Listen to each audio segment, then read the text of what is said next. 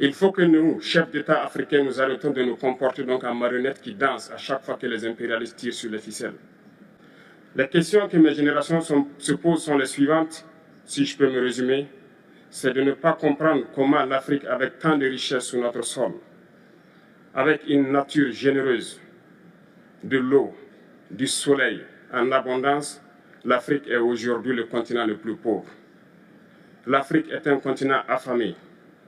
Et comment se fait-il que les chefs d'État traversent donc le monde à mendier? Voici des questions que nous nous posons et que nous n'avons pas de réponse jusque-là.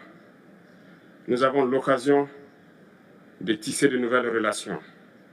Et j'espère que ces relations puissent être les meilleures pour donner un meilleur avenir à nos peuples.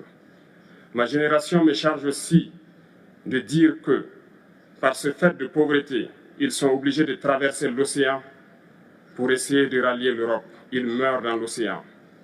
Mais que prochainement, ils n'iront pas traverser parce qu'ils viendront devant nos palais pour chercher leur pitance quotidienne.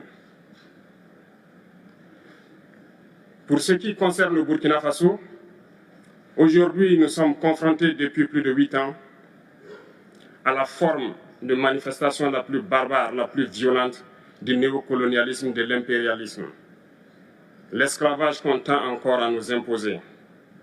Nos dévanciers nous ont bien appris une chose. L'esclave qui n'est pas capable d'assumer sa révolte ne mérite pas que l'on s'apitoie sur son sort.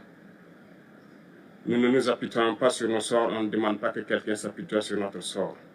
Le peuple burkinabé a décidé de lutter contre l'île terroriste en mesure de relancer son développement. Dans cette lutte, des vaillants peuples, des vaillantes populations se sont engagées à prendre les armes face au terrorisme, ceux que nous avons affectueusement appelés les VDP, des volontaires. Nous sommes surpris de voir les impérialistes traiter ces VDP de milices et de tout type. C'est décevant, parce qu'en Europe, lorsque des peuples prennent les armes pour défendre leur patrie, on les traite de patriotes. Nos grands-pères ont été déportés pour sauver l'Europe. Ce n'était pas avec leur consentement, contre leur gré. Et bien au retour, on se rappelle bien qu'à Tiaroy, lorsqu'ils ont voulu revendiquer leurs droits élémentaires, ils ont été massacrés. Cela ne fait rien donc. Lorsque nous, peuple, nous décidons de nous défendre, on nous traite de milices. Mais là n'est pas le problème. Ce qui est le problème, c'est de voir des chefs d'État africains qui n'apportent rien à ces peuples qui se battent, mais qui chantent la même chose que les impérialistes en nous traitant de milices, en nous traitant donc d'hommes qui ne respectent pas les droits de l'homme. De quels droits de l'homme parle-t-on? Nous nous offusquons contre cela et c'est honteux. Il faut que nous, chefs d'État africains, nous arrêtons de nous comporter donc en marionnettes qui dansent à chaque fois que les impérialistes tirent sur les ficelles. Hier, le président Vladimir Poutine a annoncé donc l'envoi des céréales en Afrique. Nous sommes bien contents. Nous lui disons merci pour cela.